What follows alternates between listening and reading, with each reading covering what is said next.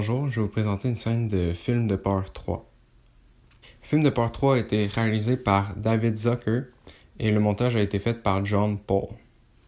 Pour David Zucker, son rôle était vraiment plutôt de faire en sorte que tout fonctionnait et que tout était le plus drôle possible. Parce qu'il a réalisé beaucoup d'autres films humoristiques comme Airplane et le Scary Movie 4.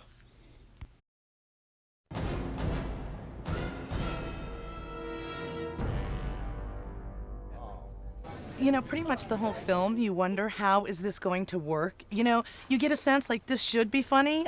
When I'm reading it, I can't understand how it's going to be funny. And so it doesn't necessarily feel funny when you're doing it, but they seem to think it's going to be funny. Well, it's interesting and kind of hard to describe what the boundaries of our humor are. And there's some things that, someone else might think, hey, that's not funny. But we try never to get stuck in terms of our perception of what's funny and what's not funny. David Zucker a aussi travaillé en tant que réalisateur sur Naked Gun 1 et 2, qui sont des comédies.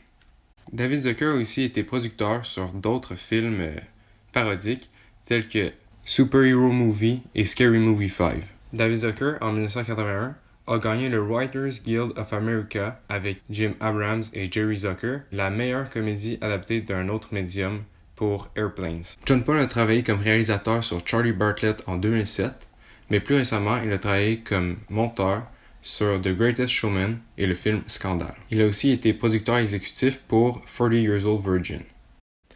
Avec ce duo qui a travaillé sur beaucoup de films de comédie, on peut s'attendre à un très bon résultat au niveau de l'humour. C'est personnellement le film que je trouve le plus drôle et une des meilleures blagues est justement une blague de montage, donc qui utilise le J-Cut. Le J-Cut, dans le fond, c'est quand le son arrive avant l'image. Ça s'appelle comme ça parce que dans le logiciel, ça fait la forme d'un J avec la bande vidéo et la bande sonore. Le J-Cut est souvent utilisé comme transition audio d'une scène à l'autre. Dans le fond, je vous montre l'extrait.